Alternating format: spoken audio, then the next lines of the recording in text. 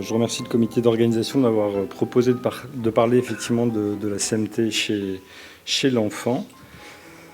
Donc effectivement, bon, on parle de la CMT, hein, vous connaissez, c'est un groupe hétérogène de neuropathie héréditaire, hein, dont la prévalence est estimée, alors selon les séries, entre 17 et 40, voire parfois un petit peu plus pour 100 000 habitants. Et donc c'est une neuropathie qui classiquement touche le système moteur et sensitif, longueur dépendante, qui va être responsable donc d'une amyotrophie et d'un déficit sensitif avec une aréflexie. Il existe des classifications qui sont évolutives.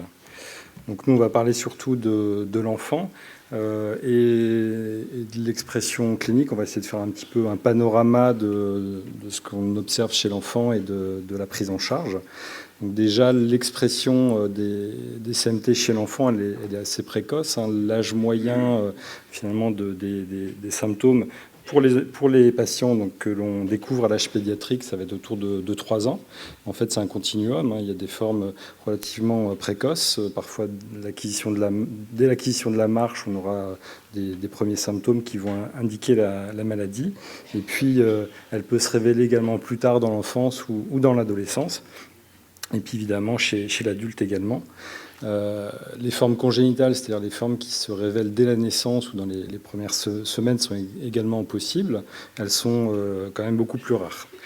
La particularité de cette pathologie en pédiatrie, c'est qu'elle affecte un organisme qui est en phase de croissance, et on verra que ça a des conséquences au niveau orthopédique en particulier. Et ces conséquences vont être aussi compensées, au moins partiellement, par le développement de l'enfant et notamment le développement psychomoteur. L'âge moyen de la première consultation, donc on va voir, il est autour de 6 ans, et effectivement, il y a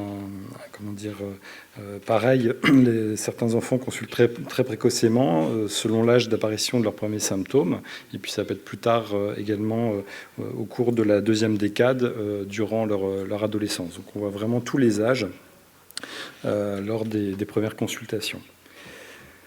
Les motifs de consultation, donc les enfants vont nous être adressés principalement concernant les troubles de la marche, c'est-à-dire le stépage, les difficultés à relever le pied à la marche, ou bien l'instabilité, hein, le manque d'équilibre.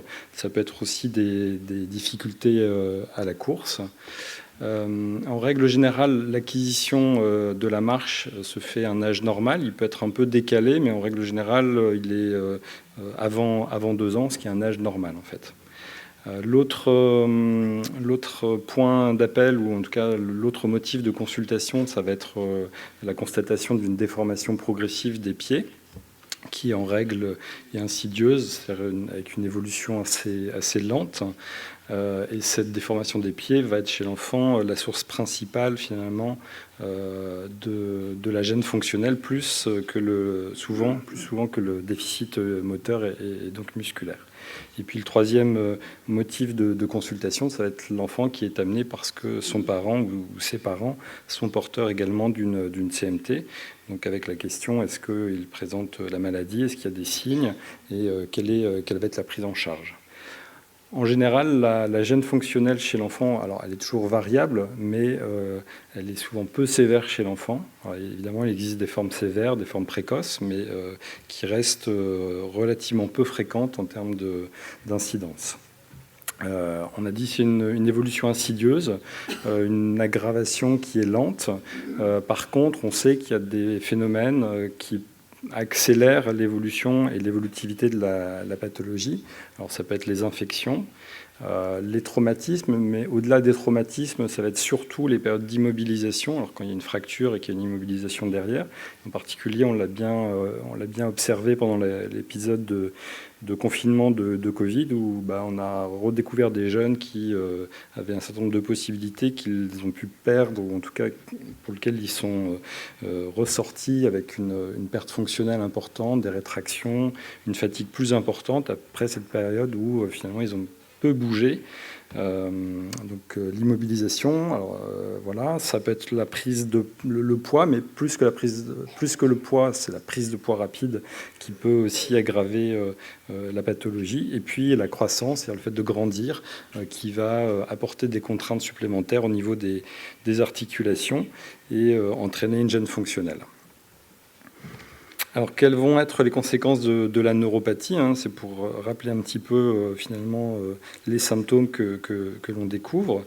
Donc, on va avoir une atteinte musculaire en premier lieu qui va entraîner donc une hypoactivité, le fait que les muscles fonctionnent moins bien, une hypoactivité du système musculaire également tendineux, qui va avoir pour conséquence, ou qui peut avoir pour conséquence un raccourcissement des fibres musculaires, des tendons, et donc un enraidissement de ce système.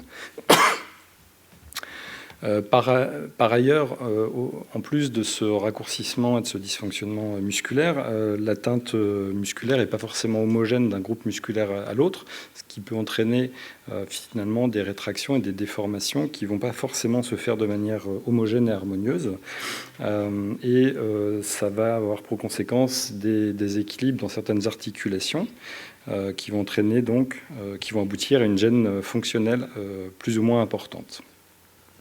Donc le diagnostic en pédiatrie il est assez classique, c'est-à-dire qu'on va avoir en premier lieu une amyotrophie qui va principalement, en tout cas au premier stade de la pathologie, toucher les membres inférieurs et qui va concerner les muscles intrinsèques des pieds, c'est-à-dire les petits muscles des pieds qui permettent de bouger entre autres les orteils, mais également la loge antéro-externe de la jambe, c'est-à-dire les muscles qui permettent de relever le pied, ce qui va avoir pour conséquence au niveau orthopédique des déformations. Alors chez le jeune enfant, on aura plutôt une présentation avec des pieds plats, et chez l'enfant, c'est-à-dire vers 3 ans, et puis chez l'enfant un petit peu plus âgé, on aura plutôt une présentation classique avec des pieds creux, des orteils en griffe. Et au final, l'atteinte musculaire et ses conséquences orthopédiques vont concourir à des difficultés fonctionnelles. Alors ça va être des difficultés à la marche, un stépage, des troubles de l'équilibre, etc. Donc pour les enfants qui ont plutôt un phénotype, c'est une présentation clinique avec des pieds plats, on aura plutôt une marche avec un déchaussement du pied. Puis pour les enfants qui seront un peu plus âgés, qui auront des pieds creux plus classiques, on retrouvera cette démarche stépante avec un varus et un équin du pied, ce qui est plus classique. Donc cette atteinte musculaire, elle est très fréquente. À un stade plus avancé, ça va concerner plutôt l'adolescent ou l'enfant au-delà de 10 ans. On peut aussi également avoir une atteinte des muscles vertébraux, ce qui peut aboutir à des déformations du rachis. Alors soit une kyphose, c'est-à-dire un affaissement du rachis dans le plan antéro-postérieur, ou une scoliose, c'est-à-dire des phénomènes de rotation des vertèbres dans les 3 plans de l'espace, avec des problèmes douloureux et des problèmes de statique également et parfois de positionnement. L'atteinte peut également toucher les membres supérieurs. Elle est plus discrète en pédiatrie, en tout cas chez les plus jeunes. Elle peut être plus évidente chez l'enfant au-delà de 10 ans et pendant la puberté, avec pareil une atteinte qui va toucher les petits muscles au niveau des mains, les muscles intrinsèques, le premier interosseux, avec des conséquences potentiellement au niveau orthopédique de rétraction, notamment des doigts, la griffe des doigts. Et puis au niveau fonctionnel, on retrouvera une faiblesse dans la pince pouce-index qui va aboutir à des difficultés de tenue du crayon en particulier, des difficultés graphiques à l'école. On peut également avoir des problèmes de hanches, une dysplasie des hanches qui concerne 6 à 10% des enfants selon les séries et qui va se manifester par une boiterie, un trouble de la démarche et des douleurs également au niveau de la hanche, et puis également des luxations de rotules qui peuvent être douloureuses et qui peuvent déséquilibrer la marche. Les troubles sensitifs, alors en premier lieu, on retrouvera des troubles des afférences proprioceptives, c'est-à-dire des petits récepteurs qui permettent au système nerveux de recueillir le sens de position de ses organes et donc des articulations, ce qui permet de stabiliser et de savoir un petit peu dans quel sens on bouge. Et le trouble de ces afférences proprioceptives va être responsable ou va participer au problème d'équilibre. On retrouvera également des phénomènes de perte de sensibilité, une hypoesthésie, qui est plus rare, en particulier chez le jeune enfant, qui commence à apparaître généralement autour de 10 ans et durant la puberté, mais qui n'est pas constant en pédiatrie. Et puis des phénomènes végétatifs, c'est-à-dire des problèmes de sudation, d'extrémités pâles, de couleur des extrémités également. Et l'autre point qui concerne les troubles sensitifs, ça va être les douleurs qui sont plus rares en pédiatrie que chez l'adulte. Des douleurs qui peuvent apparaître spontanément, des phénomènes de crampes, des phénomènes de tiraillement, des phénomènes qui sont en lien avec la surutilisation des muscles. Ça, c'est relativement fréquent. Et les douleurs neuropathiques à proprement parler, les dysesthésies, les picotements, les brûlures, les décharges électriques, ça c'est assez rare. On le retrouverait plutôt chez l'enfant, chez l'adolescent, et très rarement chez l'enfant. Il y a aussi des douleurs qui sont provoquées, qui sont la conséquence de traumatismes articulaires, des chutes, des entorses à répétition. Ça peut être aussi l'ankylose matinale, c'est-à-dire les enfants qui ont un pied tombant et qui restent dans cette position toute la nuit. Le matin, le tendon d'Achille est un peu raccourci, donc il faut un temps pour étirer le mollet, étirer le tendon. Donc ça peut être douloureux. Il y a des raideurs du pied, raideurs de l'aponévrose plantaire, raideurs du triceps le matin après plusieurs heures de sommeil. Et puis il y a des douleurs liées à des conflits cutanés en raison de la déformation du pied, en raison des orteils en griffe parfois, avec des frottements des orteils au niveau de la chaussure. Donc il faut être vigilant par rapport à ça. Et puis ce qu'on retrouve assez fréquemment chez l'enfant, c'est des douleurs liées à la surutilisation, donc des crampes, des choses comme ça, qui sont liées à l'activité physique finalement. C'est une plainte qui revient assez fréquemment. Tout ceci, toutes ces douleurs et toutes leurs causes sont également entraînées. Et c'est un cercle un peu vicieux, hein. Ça entraîne aussi une fatigue psychique, parfois une certaine tristesse, voire plus, qui peut elle-même faciliter l'apparition de ces douleurs. La douleur chronique entraîne des phénomènes de dépression parfois, et la dépression en elle-même accentue l'expression de la douleur ou son ressenti. Donc elle fait partie aussi de la prise en charge et de la considération dans les douleurs. Alors la prise en charge thérapeutique, elle doit être précoce et adaptée. Alors la première question qu'on peut se poser, c'est est-ce qu'il y a un intérêt de faire un diagnostic précoce chez l'enfant. En effet, le traitement il est purement symptomatique, c'est-à-dire qu'il y a pas de justification à mettre en place un diagnostic présymptomatique, puisqu'il n'y aura pas forcément de traitement à mettre en place avant l'apparition des symptômes. Cependant, il y a quand même intérêt de connaître de faire le diagnostic de la maladie à un stade précoce, en particulier pour conseiller et mettre en place les règles de bonne hygiène de vie, qui font partie, je dirais, de la consultation pédiatrique standard, la croissance staturopondérale, le sommeil, l'exposition aux écrans, etc. C'est d'autant plus vrai chez un enfant qui est un organisme en croissance et pour lequel il est important d'inculquer ces règles éducatives afin qu'il les conserve à la fois pendant des périodes cruciales comme l'adolescence, où il y a souvent un lâchage un certain nombre de contraintes, et que ces règles de base soient également conservées et poursuivies à l'âge adulte. Alors, ces règles d'hygiène de vie, elles vont concerner en premier lieu les infections vaccinales. Donc ça fait partie effectivement du suivi pédiatrique standard, en particulier la grippe. On l'a vu aussi pour le Covid. La grippe, ça peut être très sévère, y compris chez une personne qui n'a pas de problème de santé.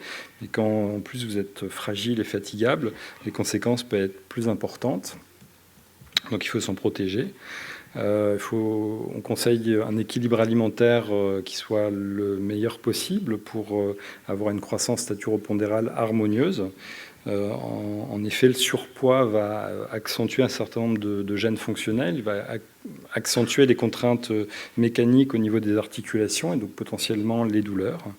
Il peut aggraver aussi certaines déformations orthopédiques et donc entraîner des complications qui sont évitables. Et puis également, le surpoids va être plus contraignant pour la mise en place de certaines stratégies de rééducation, que ce soit des orthèses ou que ce soit la pratique du sport. C'est plus compliqué dans ce contexte. Donc ça fait partie des choses sur lesquelles on est vigilant. La pratique physique, on en parle beaucoup et on continue d'en parler. Évidemment, c'est quelque chose qui est très important. Chez le tout petit, on fera attention aux postures qui peuvent être déformantes, notamment les postures en W, c'est-à-dire quand le jeune enfant s'assoit sur ses genoux avec les pieds qui sont sur le côté, puisque ça va avoir tendance à entraîner une rotation des tibias, ce qui peut gêner encore plus la marche finalement, par une anomalie de la posture, cette fois-ci tibiale. Ça va être le temps de sommeil. Voilà. Et donc l'idée, c'est d'inculquer ces mesures d'hygiène de vie chez les plus jeunes pour qu'ils soient poursuivis à l'âge adulte. Alors une fois que les symptômes sont présents, sont confirmés, effectivement on arrive à l'étape du diagnostic, où là il y a un intérêt à faire un diagnostic pour pouvoir mettre en place les prises en charge adaptées. Donc le diagnostic qui va être effectué par l'identification du gène quand on a déjà connaissance de la génétique familiale, ou l'électromyogramme lorsque c'est un cas sporadique, ou les deux parfois. Ce qui permet d'avoir accès aux droits sociaux. Et puis, ça donne une information génétique sur la transmission de la pathologie. Et c'est un point d'accès indispensable aux principaux essais thérapeutiques où il faut avoir une confirmation génétique. D'un point de vue médical, le diagnostic peut aussi permettre d'adapter le suivi, et notamment, une fois que la CMT est confirmée, on va dépister les complications qui peuvent être possibles au niveau orthopédique, mais on va aussi aller vérifier les complications d'autres organes qui peuvent être parfois associés à la CMT, que ce soit l'œil, l'audition, la scoliose dans certaines formes de CMT où elle est plus particulièrement représentée. Donc voilà, important de ce diagnostic pour mettre en place le dépistage et la prise en charge. Alors le suivi en consultation pédiatrique, il est organisé dans les centres de référence multidisciplinaires, centres de référence et centres de compétences des maladies neuromusculaires, alors en lien avec les pédiatres et les médecins généralistes traitants. Il n'y a pas de consultation dédiée ou spécifique pour la CMT, ça rentre, je dirais, dans le suivi des maladies neuromusculaires. La prise en charge, elle va être surtout centrée avec le neuropédiatre, le MPR et puis parfois l'orthopédiste lorsqu'il y a besoin. Donc c'est un suivi pédiatrique général dont on a parlé, les infections intercurrentes, les vaccins, la croissance staturopondérale, ça c'est de la pédiatrie standard mais qui est très importante. Et puis, c'est aussi l'occasion de faire une information et d'avoir des interactions lorsque c'est nécessaire avec le milieu scolaire, notamment lorsqu'il y a des difficultés de graphisme, pour adapter certaines activités sportives et la mise en place de certains outils de compensation sur le milieu scolaire comme le PAI. Et puis ça peut déboucher lorsque c'est nécessaire pour certaines prises en charge non couvertes par la sécurité sociale. Ça peut aboutir aussi à une demande de prise en charge en ALD. Alors les principes de la prise en charge, c'est essentiellement une prise en charge lorsqu'elle est nécessaire, une prise en charge de rééducation orthopédique avec de la kinésithérapie. dont l'objectif va être principalement de limiter les rétractions musculo-tendineuses et les déformations articulaires. Donc ça va être une kinésithérapie passive. Alors on en parlera sans doute un petit peu. C'est vrai que c'est plus compliqué maintenant sans doute de trouver un kinésithérapeute qui prend le temps de faire une séance individuelle chez un enfant. Néanmoins, c'est ce qui est préconisé et nécessaire chez un enfant qui ne peut pas s'approprier tout de suite, immédiatement, les exercices de rééducation. Donc ça va être des mobilisations articulaires, des étirements musculaires, et puis il va y avoir une partie aussi d'exercices actifs aidés, où l'enfant va participer. Ce n'est pas juste masser et étirer les articulations, mais il va lui-même exercer certains exercices musculaires pour améliorer sa trophicité, son endurance, sa force également, travailler la proprioception, c'est-à-dire son équilibre. Ça va être aussi travailler les réactions d'adaptation posturale, les réflexes en cas de chute, etc. Donc ça, c'est des choses très importantes qui peuvent être travaillées en kiné. Travailler le souffle également, et en particulier pour les adolescents qui vont avoir tendance à être syphosés et pour lesquels on ne veut pas qu'ils s'enraidissent dans ces positions. Ça va être des exercices de renforcement de la musculature scapulaire, de déroulement des épaules pour essayer au mieux de les posturer, en tout cas que la syphose ne s'enraidisse pas et qu'ils ne restent pas dans des positions inconfortables. Donc cette prise en charge de kinésithérapie, elle est assez passive chez le tout petit, hein. Et puis vraiment il y a une phase où progressivement il faut que l'enfant s'approprie cette rééducation et progressivement qu'il évolue vers de l'auto-rééducation. Alors je vous ai mis la petite photo du livret d'auto-rééducation que je distribue assez fréquemment aux adolescents pour qu'ils se fassent eux-mêmes leurs exercices à domicile. Alors c'est d'autant plus vrai que c'est de plus en plus compliqué de trouver des kinés. Donc voilà, auto-rééducation, ça passe aussi par l'activité sportive, hein, pour que voilà, éventuellement à la fin de la croissance ou à l'âge adulte, ils puissent s'entretenir par eux-mêmes sans forcément poursuivre tous la kiné. Le reste de la prise en charge en orthopédie, ça peut passer par l'utilisation d'appareillages, alors les attelles anti-équins, les bottes de nuit, qu'on va mettre en place lorsqu'il y a un tout début de limitation de la souplesse de la cheville. Donc c'est en prévention pour éviter que ça s'accentue et que l'enraidissement se majore et que la cheville reste bloquée dans une position inadéquate pour la fonction, c'est-à-dire en équin. Lorsque la rétraction commence à être un petit peu plus importante, on passera parfois par des séries de plâtres successifs où l'enfant va garder un plâtre 24 heures sur 24 pendant une semaine pour redresser progressivement et assouplir la cheville jusqu'à ce que les orthèses de nuit, les attelles de nuit puissent être remises et stabiliser la cheville. Donc ça, c'est alors l'autre indication et l'autre utilisation de ces attelles, c'est les douleurs et notamment l'ankylose matinale, hein, les enfants qui passent la nuit avec les pieds tombants.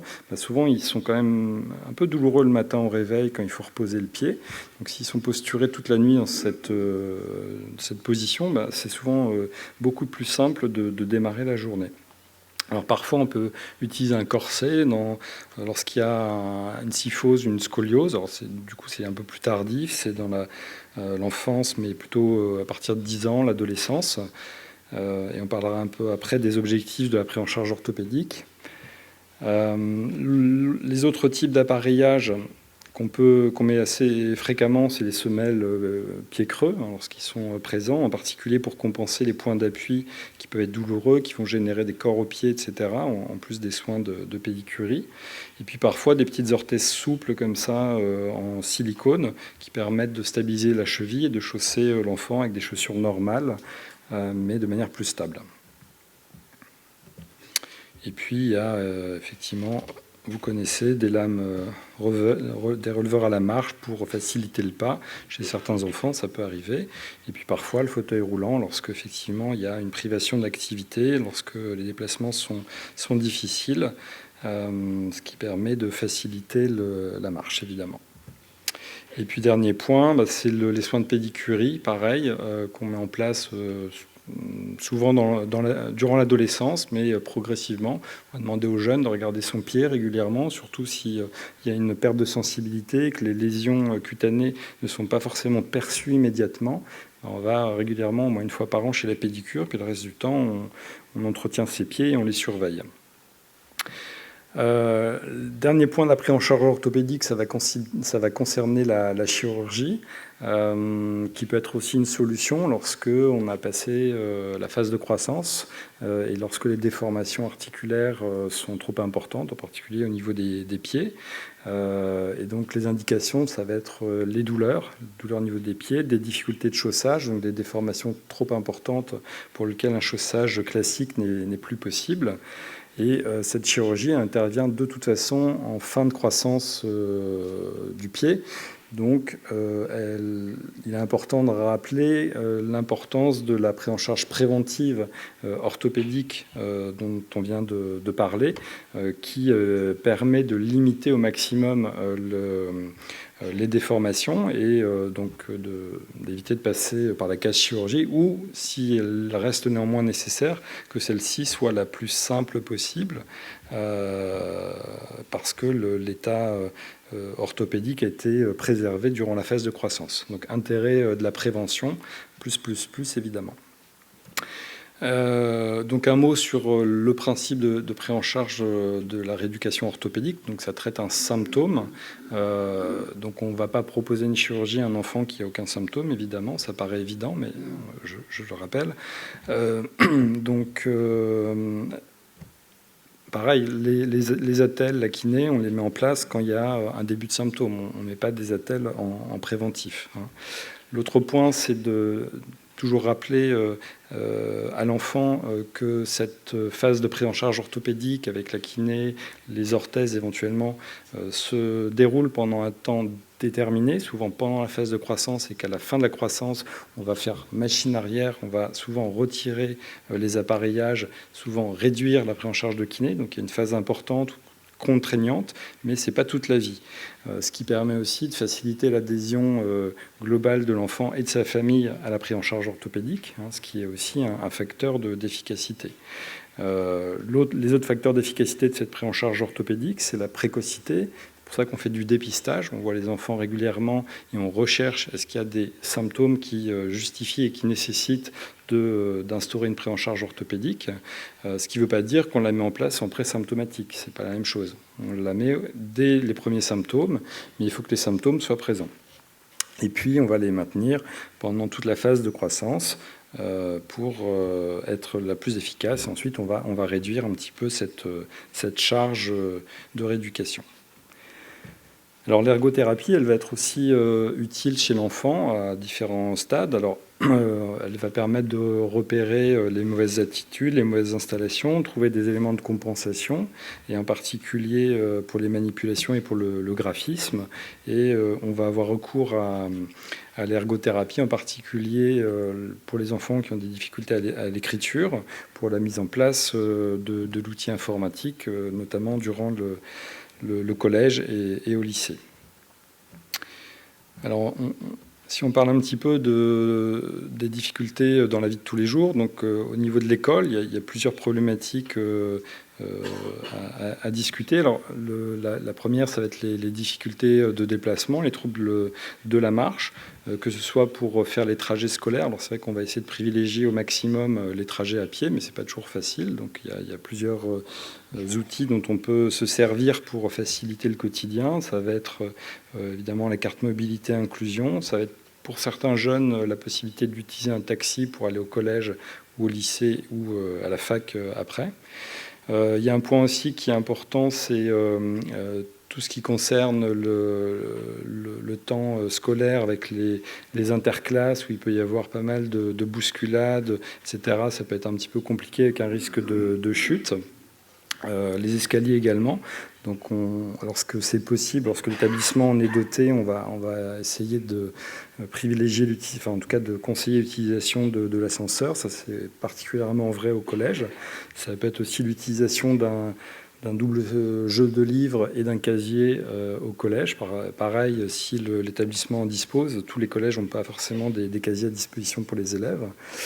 Et puis parfois, c'est l'utilisation d'un fauteuil roulant ponctuellement ou certaines périodes pour éviter la privation d'activité, en particulier lors de certaines sorties scolaires, mais également familiales. L'autre point qui est important à mentionner à l'école, c'est des difficultés de graphisme, qui va être souvent le point le plus gênant finalement des enfants à l'âge du primaire, c'est-à-dire jusqu'à 8-9 ans environ.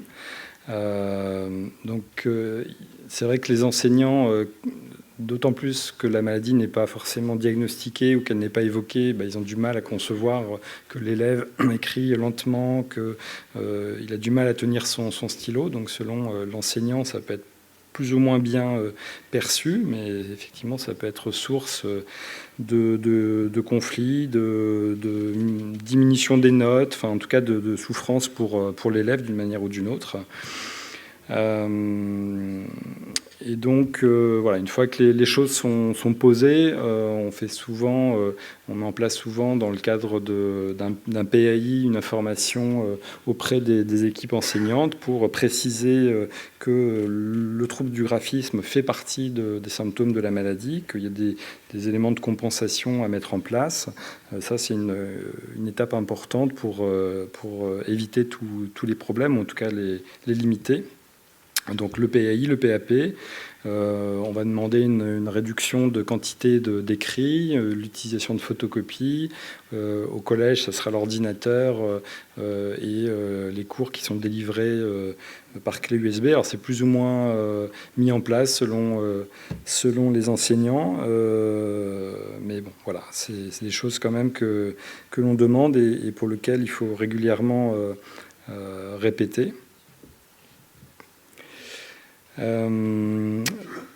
Alors parfois se pose la question du recours à une auxiliaire de vie scolaire, une AEH maintenant, AESH pardon, maintenant dans la nouvelle dénomination.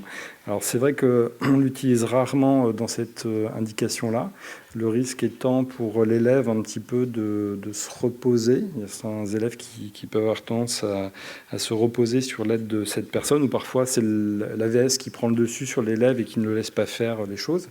Et à l'âge du primaire, il y a quand même aussi l'importance pour l'élève d'apprendre quand même à écrire, même si plus tard il va utiliser un clavier. Donc voilà, plutôt phase. Et puis d'autre part, l'AVS, elle n'est pas toujours utile au primaire et au collège, elle n'est pas toujours bien acceptée par l'élève, donc c'est rarement une solution qui est acceptable pour tout le monde. Alors ça peut être effectivement la mise en place d'un outil informatique. Un outil informatique, c'est rarement nécessaire au primaire. D'autant plus que l'enfant va avoir besoin quand même d'apprendre l'écriture. Généralement, on commence l'apprentissage en fin de primaire pour que l'élève soit autonome à partir du collège et a fortiori au lycée. On peut demander aussi un tiers-temps pour les examens, le brevet, etc., ou le bac. Ça, c'est des choses qui existent. Et toutes ces prises en charge, enfin en particulier l'ordinateur, ça va être mis en place grâce à l'ergothérapie, grâce à l'ergothérapeute. Donc on va la solliciter pour ces indications lorsqu'il y a besoin de ces outils de compensation. Voilà, donc on va personnaliser l'aide selon les besoins de l'enfant. Toutes ces aides-là ne sont pas automatiques et obligatoires, mais voilà, on les mettra en place s'il y a besoin.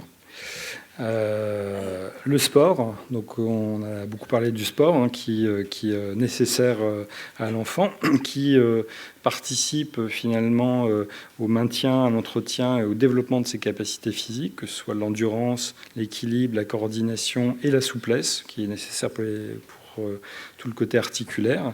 Et puis il y a aussi le côté partage et inclusion sociale qui est importante avec le sport. Donc on essaye de le privilégier au maximum. Alors c'est relativement facile en primaire. Maternelle et primaire, c'est relativement facile. Au collège, ça devient beaucoup plus difficile dans certains cas. Et ça dépend aussi, encore une fois, de la bienveillance et de la compréhension des équipes éducatives. Et évidemment, on va proscrire, en tout cas, ce qu'on inscrit dans les certificats médicaux que l'on rédige, on va proscrire les notations, ou alors on va recommander un barème adapté qui prend en compte la participation de l'enfant, ses progrès et sans être comparé au groupe, on va dire. Mais c'est pas toujours évident, hein. Et effectivement, les retours que l'on a sont parfois compliqués. Voilà. Dernier point sur le sport, c'est effectivement il n'y a pas de contre-indication, c'est-à-dire que c'est pas au médecin de dire, sauf cas particulier, tu ne peux pas faire tel ou tel sport. Il faut essayer, il faut partir de l'envie de l'enfant et puis ensuite essayer d'adapter les choses au mieux. Pour aussi faciliter sa participation. C'est toujours plus facile qu'un enfant s'engage dans une activité sportive dans la mesure où il l'a choisie, plutôt qu'elle soit prescrite par le professionnel de santé. Alors le soutien psychologique, il fait partie aussi de la prise en charge. Il est nécessaire aussi dans un certain nombre de cas, d'une part pour tout ce qui concerne l'acceptation de la maladie et des difficultés qui en sont la conséquence, que ce soit la gêne fonctionnelle qui est plus ou moins importante d'un enfant à l'autre, la gêne esthétique parfois, que ce soit la déformation des pieds, le rachis aussi, qui peut, en particulier chez l'adolescent, être source d'une souffrance psychologique. C'est aussi les contraintes des appareillages, on l'a vu. Alors ça peut être pendant une phase donnée de l'enfance, mais enfin néanmoins c'est une contrainte qui est importante de prendre en compte. La souffrance du handicap non visible est mal compris par l'entourage, par les profs, etc., ou même par les pairs. Donc ça fait partie des choses qui peuvent nécessiter un soutien psychologique. Il y a la phase d'annonce diagnostique. Alors il y a des annonces diagnostiques, il y a celles qu'on fait aux parents, il y a celles qu'on fait à l'enfant, qu'on va refaire à l'enfant plus tard en cours de suivi et lors de son passage à l'âge adulte. Et puis ça peut être l'annonce diagnostique d'une intervention chirurgicale à un moment donné. Donc voilà, ça fait partie du parcours de soins. Puis l'enfant va alterner plusieurs postures. Et il va aller un petit peu comme ça en ping-pong entre le besoin de reconnaissance de son handicap et puis la crainte d'une stigmatisation vis-à-vis de ses pairs. Donc c'est vrai que c'est des étapes qu'il faut surveiller. On a parlé tout à l'heure des douleurs, hein, qui peuvent avoir des conséquences aussi sur le moral, et le moral qui va avoir aussi des conséquences sur les douleurs en les renforçant. Et puis, de manière plus générale, il y a les difficultés d'insertion, que ce soit parmi ses pairs, c'est-à-dire les enfants du même groupe, l'inclusion sociale, l'inclusion sport, etc. Donc, tous ces éléments-là justifient une prise en charge psychologique. Le risque étant un découragement, une perte d'estime de soi, une mésestime de soi, hein, qui peut avoir un impact aussi sur les choix que l'on fait plus tard, hein, avec l'angoisse de l'avenir. C'est vrai qu'on peut se poser la question, avec ma maladie, qu'est-ce que je vais faire, comment je vais devenir, comment je vais grandir. Ça peut être aussi accompagner, je dirais pas accepter, mais accompagner l'existence des difficultés qui peuvent faire renoncer à une activité ou qui peuvent faire questionner sur le choix d'un métier. Donc cet accompagnement, il est utile et nécessaire. Donc en conclusion, voilà, je dirais que l'expressivité des CMT à l'âge pédiatrique affecte un organisme qui est en croissance et en développement. On a vu que la croissance peut générer certaines complications orthopédiques. Le développement psychomoteur peut aussi atténuer certains symptômes ou de la maladie. En pédiatrie, les conséquences de la maladie seront essentiellement orthopédiques, en tout cas en premier lieu. Le but de la prise en charge, évidemment, ça va être de réduire l'impact de la maladie sur le quotidien et de limiter les complications. Donc la prévention, j'ai mis 3 croix, mais j'aurais pu en mettre plus encore. C'est important. Et puis le but de cette prise en charge en pédiatrie, c'est d'accompagner effectivement l'enfant avec ses capacités. Il y a des difficultés, mais on va faire avec pour préparer sa vie d'adulte. Et on prépare sa vie d'adulte à l'âge pédiatrique. Et le message qu'on fait passer dans nos consultations, c'est qu'il n'y a pas d'interdit. Il faut partir de l'envie du jeune, de l'enfant, que ce soit dans les activités sportives, dans le métier, dans les loisirs. Et on essaie d'adapter le quotidien pour qu'il réussisse au mieux. Voilà ce que j'avais à vous dire. Je vous remercie de votre attention.